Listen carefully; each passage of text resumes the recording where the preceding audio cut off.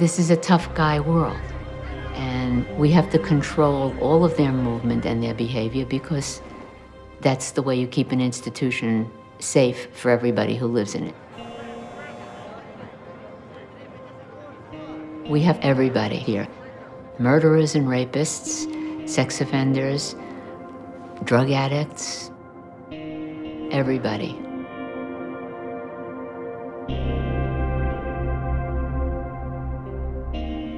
My name is Dennis. I'm 53 years old. I'm serving a 15-year sentence for assaulting my wife. My name's Louis, 35, sold narcotics,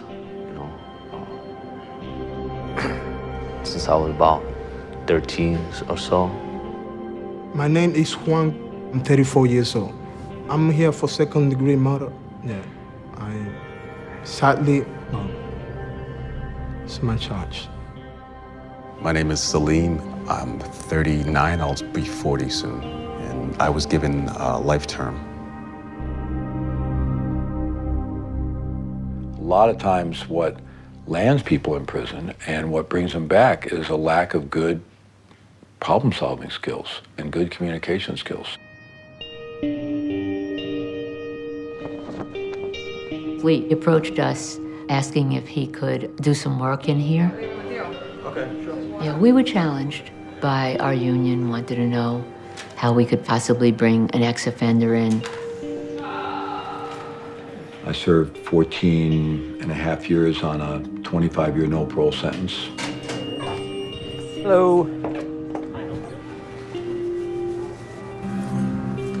Having served 14 years boosts his credibility. Boosts his credibility with inmates. How's your week been? Good. Yeah? ¿Cómo estás? Bien, bien? Yeah, hey. Welcome. When I got locked up, I really hit a wall of just seeing the craziness of my life path up until then and on the incredible selfish decisions I've been making. My son was 9 years old. He was going to grow up without his dad. And I was just so deeply full of remorse and regret that I just literally started practicing meditation like my hair was on fire. So I became extremely motivated to turn my life around. And so I was living the life of this prison monk. I was sourcing a meditation group twice a week in the chapel. I started receiving letters from prisoners while I was in prison. I had published some articles, people knew about me out in the world a little bit, and they started sending some of these letters to me thinking I would know what to do with them. I worked in the education department. I had access to a copy machine. I would copy articles out of books, and I'd put together a little thing, and I'd send it off to a prisoner. So it started off that way, and I decided it was a much bigger deal than I could do for my prison cells. You know, I think we have a co-creative relationship with our life. We can't control other people, we don't control life, but is there some relationship between what we put out and what comes back? Freedom before I came here was just another word. I'd never been to prison before. All you know is what the media and the movies say about prison, you know? Take care of yourself, man. Somebody's gonna try to, take your manhood or something, and you know what I mean? I'm thinking I'm gonna come in here and fight the world. In a prison like Moran, there's a serious conflict waiting around any corner. It's an environment where people's worst behaviors are just right there, just under the surface.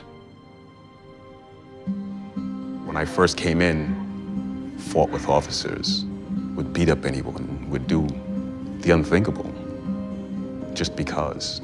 It's a vicious cycle because once you come to prison, your life just keeps tumbling, and it's like a never-ending wall that won't stop building unless you find some way to get over that wall, or at least in front of it.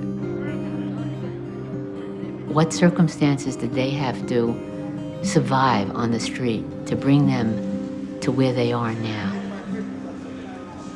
Do we want to save those lives, or do we want to discard them? The crimes I committed, I brought shame, to not only myself, but to to those who I love, you know. So just really trying to do something, you know, to get out of that cycle. Somebody's giving us an opportunity, you know, just to meditate and connect ourselves. And that's, you know, that's it's golden, you know. So sit up with that good posture. Just rest your hands on your legs. And just take a moment to just feel.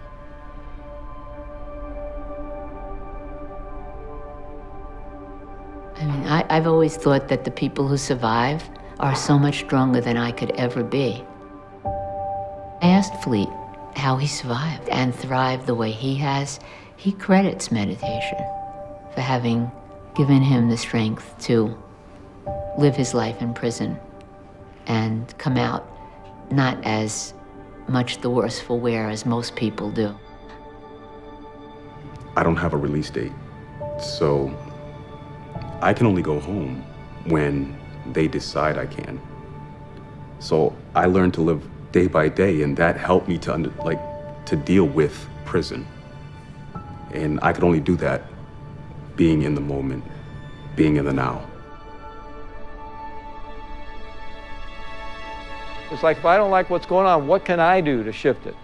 If I don't like the relationship I have with my boss or with one of the CEOs or something, could I approach that person in a different way? Can I get creative about what I'm doing to bring about a shift in the way things are? In other words, owning my own situation. So how do you resolve that? I take a breath, and then I step back. Really? They suddenly get that there's this whole thing there that they thought was who they are. That's the only reality they knew. Suddenly they get to step outside of that a little bit. You just see the lights go on. It's like this sudden illumination. It's like a mini enlightenment of sorts, you know, and that's very powerful. That's what keeps me coming in. The reality is I'm living life, and meditation, he just have brought a new perspective in the way that he gave me like a tool to really look inside myself and change in the way I am. People don't understand the value of what they call the soft stuff. And I sometimes think without the soft stuff, no matter how much hard stuff you have, you're bound to fail. You can live your life. You can be yourself. You can show others that this isn't a place to breed a better criminal. This could actually be a place to breed a better person. You're here because the way that you were didn't work. So why not be better? The people in prison are us.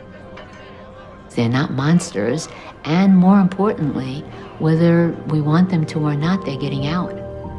So do you want them to come out angrier and meaner and more dangerous than they were when they came in, or do you want to do whatever you can to change their behavior while they're here? We need people to see and experience prisoners stepping out of that culture and doing something transformative with their lives, and then people will start to have faith. People see people coming back to their community, and they realize these are human beings, and that human beings' lives have value and they're not expendable.